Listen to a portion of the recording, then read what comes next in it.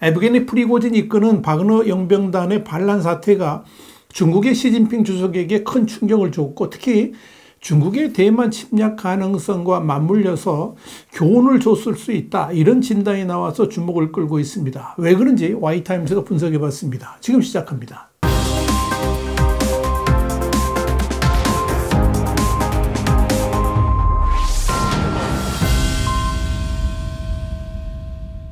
미국의 싱크탱크의 미국 외교협회의 엘리엇 에이브럼스 선임 연구원은 현지 시간으로 25일 프리고진이 대만을 구했는가라는 제목의 글을 통해서 이 프리고진의 반란이 시 주석에게 경고장이 됐을 수 있다 그러면서 바그너 그룹의 반란이 시진핑에게 침략은 너무 불확실하고 위험하다는 교훈을 주고 또 대만을 침략하지 않도록 유도할 수도 있다, 이렇게 분석을 했습니다. 그는 이어 블라디미르 푸틴의 우크라이나 침공이 성공하지 못할 것이 분명해진 이후에 시진핑 주석이 유용한 교훈을 얻을 수 있을 것이라는 주장은 지난해부터 있어 왔다 그랬습니다. 그러면서 이 단순해 보이는 것이 실제로는 꽤 복잡하다는 점, 패배할 수도 있다는 점, 주민들이 저항을 위해서 조직될 수 있다는 점, 외부 동맹국들이 실제로 방어를 위해 올 수도 있다는 점, 자국 군대가 뛰어난 성과를 내지 못할 수도 있다는 점 등을 논거로들면서 결국 시진핑이 대만에 대한 군사 공격을 시작하기 전에 한 번 더 생각하게 만들 수 있는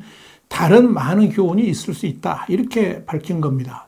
그런데 지난 며칠간의 이 바그너 그룹의 반란 사건은 시진핑에게 분명한 교훈과 함께 더 큰 경각심을 불러일으키는 계기가 될 수 있었다는 것이 이 에이브럼스 선임 연구원의 지적입니다. 대만 침공이 어떻게 시작되는지는 당연히 알 수 있지만 어떻게 끝날지는 어느 누구도 알 수 없다는 또 하나의 교훈을 줬다는 겁니다. 물론 중국에는 바그너 그룹과 같은 용병단이라든지 이 프리고진 같은 인물이 없기 때문에 직접적인 유사성을 찾을 수는 없겠지만 이 에이브럼스 연구원은 프리고진의 반란이 이 군사적 승리가 즉각적이지 않을 때, 대규모 사상자가 발생했을 때, 대중의 지지가 불확실할 때, 군대 일부가 다른 부분에 대해서 불만을 품게 될 때 어떤 일이 벌어지는지를 보여준다라고 설명했습니다. 그러면서 에이브럼스 연구원은 푸틴 러시아 대통령도 우크라이나 침략 전쟁이 개시됐을 때 이 침공이 바그너 그룹의 정부 전복 시도로 이어질 것이라고는 생각을 전혀 하지 못했을 것이다, 이렇게 추적을 했습니다. 에이브럼스는 이어서 러시아의 우크라이나 침공은 젤렌스키 우크라이나 대통령 대신 푸틴의 권력을 흔들었다 그러면서 아마도 확실성은 환상이고 불확실성은 위험으로 이어진다는 점, 그리고 이 점이 우리가 시 주석이 얻도록 바라는 교훈일 것이다, 이렇게 썼습니다. 에이브럼스 연구원은 그러면서 지난해 7월에 이 제이크 설리번 국가안보보좌관하고 미국 시사 잡지인 디 애틀랜틱의 제프리 골드버그 편집장과 있었던 이 대만과 우크라이나 전쟁 관련된 토론을 소개했습니다. 중국이 대만에 대한 강도 높은 군사적 압박을 가하고 있는 가운데 일각에서는 이 대만 해협이 포스트 우크라이나 전장이 될 수도 있다는 우려가 나오는 상황에서 그런 토론이 있었던 겁니다. 당시 골드버그는 중국이 러시아의 우크라이나 침공에서 가장 우려하는 점이 뭐냐, 이렇게 질문했을 때 설리번은 러시아 같은 비교도 안 될 정도의 군사력을 가진 나라라 할지라도 아주 작은 나라를 공격했을 때 뜻대로 되지 않을 수도 있다는 점을 보여줬다 그러면서 중국이 아마도 완전히 다시 생각해야 될 것이다, 러시아보다 어떻게 하면 더 잘할 수 있을까가 될 수 있다, 이렇게 답변했습니다.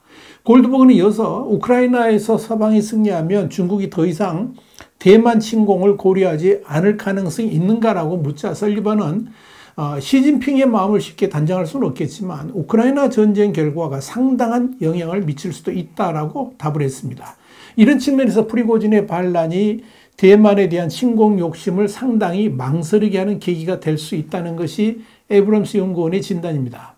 블룸버그도 현지 시간으로 25일 할 브랜즈의 오피니언 글을 통해서 러시아의 반란은 이 중국에게도 심각한 위협이 되고 있다라고 주장했습니다. 한마디로 시진핑의 친한 친구인 푸틴의 권력 기반이 취약한 것으로 나타나면서 권위주의의 글로벌 축이 위태로워지고 있어서 그렇다는 이야기입니다. 블룸버그는 이어서 이번 바그너 용병의 반란 사건이 4가지 측면에서 중국을 뒤흔들 수도 있다고 분석했습니다. 첫째, 러시아의 격변은 우크라이나 전쟁의 향방에 심대한 영향을 미치게 될 것이라고 봤습니다. 대반격을 막 시작한 우크라이나 입장에서 러시아 내부의 반란은 이 군대의 조직력 붕괴로 이어질 것으로 보이기 때문에 이제 본진을 투입하면서 대대적 공격을 펼친다면 전과에 상당한 영향을 미칠 수 있을 겁니다. 둘째, 프리고진의 반란은 러시아의 미래를 송두리째 흔드는 결과를 가져올 수도 있을 겁니다. 사실 푸틴 정권에 대한 가장 심각한 위협은 멸종위기에 처한 러시아의 민주적 성향의 자유주의자들이 아니라 푸틴 자신만큼이나 무섭고 또 권위주의적으로 보일 수 있는 민족주의 우파로부터 나왔습니다.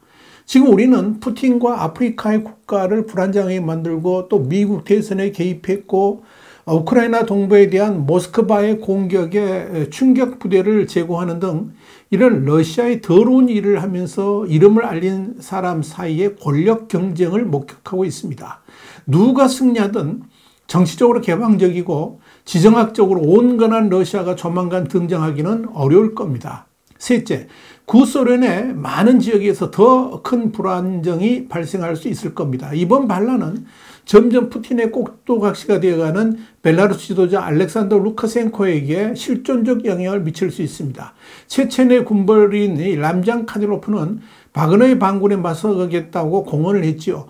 러시아의 혼란은 또한 푸틴이 오랫동안 중재자 역할을 해왔던 아르메니아와 그리고 아제르바이잔 같은 이 구소련 공화국 간의 갈등을 격화시킬 수 있을 겁니다.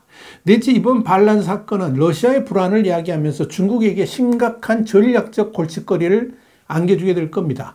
우크라이나 전쟁은 미국의 주의를 산만하게 하는 등 중국에게 일정한 이득을 가져다 주었습니다. 그러나 푸틴의 침공으로 아시아는 물론 유럽을 비롯한 전 세계 민주주의 국가들이 독재적 침략으로부터 스스로를 방어하기 위한 준비를 서두르게 만들었습니다. 이제 우크라이나의 군사적 실패가 모스크바의 정치적 격변을 일으킬 수 있다는 전망이 매우 가시화되고 있습니다. 시진핑 주석은 중국이 아시아에서 영향력을 확대하는 동안에 유럽에서 미국의 힘에 도전할 수 있는 우호적이고 상대적으로 강한 러시아가 필요합니다. 러시아가 내전에 빠진다든지 우크라이나에서 굴욕을 당하고 내전으로 혼란에 빠지게 되면 시진핑 주석은 많은 것을 잃게 될 가능성이 높습니다. 현재 불안은 키르기스탄과 타지키스탄 같은 중국의 뒷마당에 있는 이 구소련 국가들 간의 분쟁 위협도 높이게 될 겁니다. 물론 모스크바와 베이징의 파트너십은 하룻밤 사이에 무너지지는 않을 겁니다. 러시아의 또 다른 독재자가 나온다 할지라도 여전히 중국과의 전략적 파트너십을 필요로 할 겁니다. 그러나 모든 러시아 민족주의자가 푸틴처럼 시 주석과 잘 지내지는 않을 것이고 모든 러시아 민족주의자가 우크라이나 전쟁을 수행하는 대가로 러시아의 주권을 중국에 기꺼이 저당 잡히게 만들지는 않을 것입니다. 오히려 현재의 불안은 우크라이나 전쟁이 단지 모스크바뿐만 아니라 모스크바가 속한 더 큰 독재 권력에게도 얼마나 더 큰 목표였는지를 강조하고 있는 겁니다. 2022년 2월 러시아 군대는 위협적으로 보였고 중러 파트너십은 견고하고 목적이 있으며 상승하는 것처럼 보였습니다.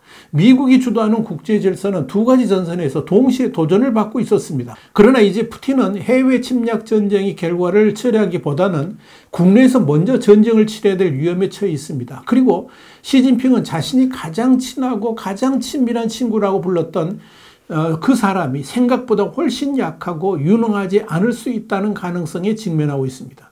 이는 매우 불리한 전쟁의 정당한 결과 중에 하나인 것입니다.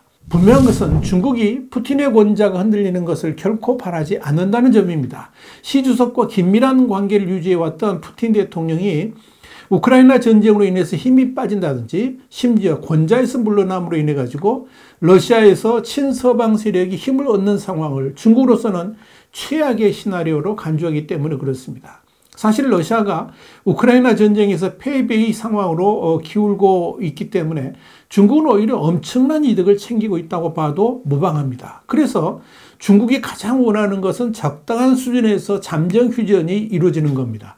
이를 통해서 푸틴 정권이 계속 유지되기를 원하는 거죠. 그런데 만약 푸틴 정권이 흔들리면서 실각하는 사태가 온다면 중국 역시 불안해질 수밖에 없습니다. 중국이 전쟁으로부터 이익을 누리지 못할 수도 있기 때문에 그렇습니다. 그래서 중국은 반란 사태 이후에 친강 외교부장이 중국을 찾은 안드레이 루덴코 러시아 외무차관을 만나서 다양한 논의를 하면서 푸틴 정권에 힘을 실어준 겁니다.